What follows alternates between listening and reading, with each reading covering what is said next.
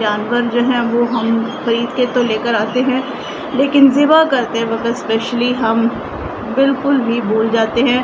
کہ وہ ایک جاندار چیز ہے، اور ہم اس کو اپنے لیے مطلب اللہ تعالیٰ کی راہ میں جب ذبح کر رہے ہیں تو ان شرائط کے تحت ذبح کر رہے ہیں یا نہیں کر رہے، یعنی کھانے کے لیے تو اپنے لیے کر رہے ہیں نا، تو اللہ تعالیٰ کو تو صرف تقویٰ ہمارا پہنچتا ہے، اور وہ تقویٰ ہی جو ہے نا اس کا کوئی نام و نشان نہیں ہے۔ تو وہ تقویٰ کیسے قائم ہوگا اور کس طریقے سے ہم اپنی قربانی جو ہے نا وہ اس کو اللہ کے ہاں مقبول بنا سکتے ہیں؟ تو سب سے پہلے تو جو ذبح کرنے سے ریلیٹڈ معاملات ہیں کہ جو جانور کو اذیت دے کے ذبح کیا جاتا ہے، اور ایک وقت میں چونکہ کئی جانور ذبح کرنے ہوتے ہیں اور ٹائم شارٹ ہوتا ہے، اور جو ہے وہ محلوں میں جگہ جگہ پہ خون جو ہے نا بکھرا ہوتا ہے، اور جانوروں کی ذبح کرنے کا یہ طریقہ ہے کہ بھئی ایک جانور کاٹا، پھر اس کو چھوڑ دیا، پھر دوسرا کاٹنے کے لیے چل پڑے، پھر اس کو کاٹا، پھر اس کو چھوڑ دیا، پھر اس کے جگہ پہ دوسرا تیسرا،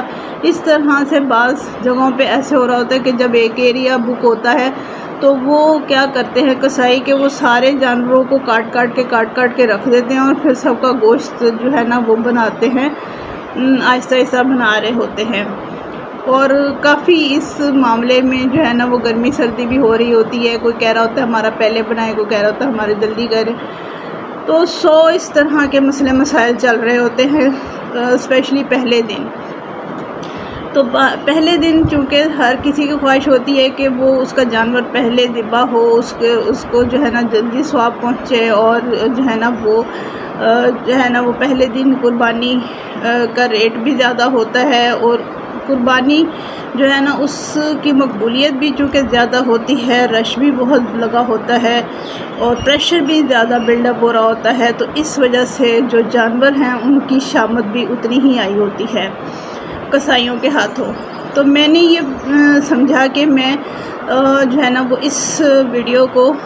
بناؤں تاکہ قصائیوں کو اسپیشلی ٹیچ کیا جائے کہ انہوں نے کرنا کیا ہوتا ہے، اور وہ کس طریقے سے جانوروں کو ذبح کریں۔ اسی طرح کاٹ پیٹ کا طریقہ نہ کریں، بلکہ جانور کو جاندار سمجھیں، وہ بھی ایک جاندار چیز ہے جس کو آپ کاٹ رہے ہیں۔ تو پہلے تو میں